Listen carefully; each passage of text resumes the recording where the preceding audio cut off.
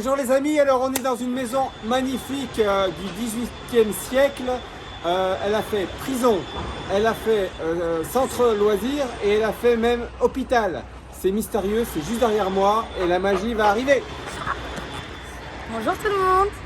Alors aujourd'hui nous sommes dans un domaine qui s'appelle la Villa Allée. C'est un ancien hôtel particulier caché de Nanterre. Aujourd'hui, nous sommes au 19 rue Gambetta à Nanterre, juste à côté de la place de la Boule, pour découvrir un bâtiment discret mais chargé d'histoire. Derrière ce lieu, on y connaît tous le centre de loisirs à nos jours. Mais à l'époque, en 1980, Nanterre n'a rien à voir avec la ville qu'on connaît actuellement. C'est encore un territoire agricole, rempli de culture, de vignes et de céréales. Dans ce contexte-là, c'est la famille Allais, une importante famille de quincailliers parisiens, qui décident ici de faire construire leur maison secondaire par les architectes Dubois, père et fils.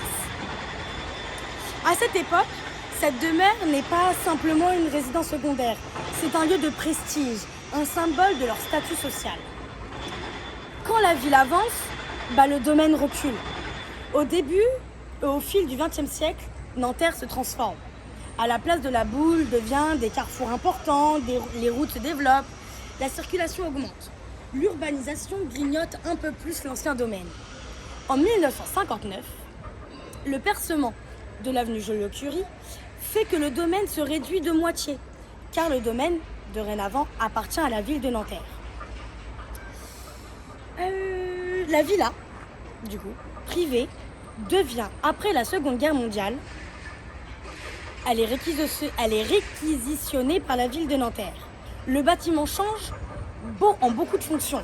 Comme vous l'a dit Christophe, il devient à la fois une maison de prisonniers, une clinique chirurgicale, connue sous le nom de la clinique de la Boule, et maintenant un centre de loisirs pour les maternelles et ouvert à tout type de public et qui fait exactement 5400 hectares.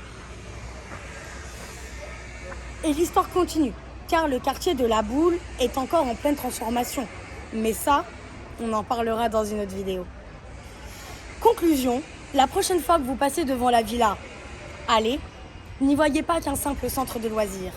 Voyez-y une villa bourgeoise créée en 1887, transformée par la guerre, la médecine, l'enfance, puis par des nouveaux projets urbains. Voilà, la Villa Allée, c'est un morceau de Nanterre qui a survécu aux transformations de la Boule. Bye!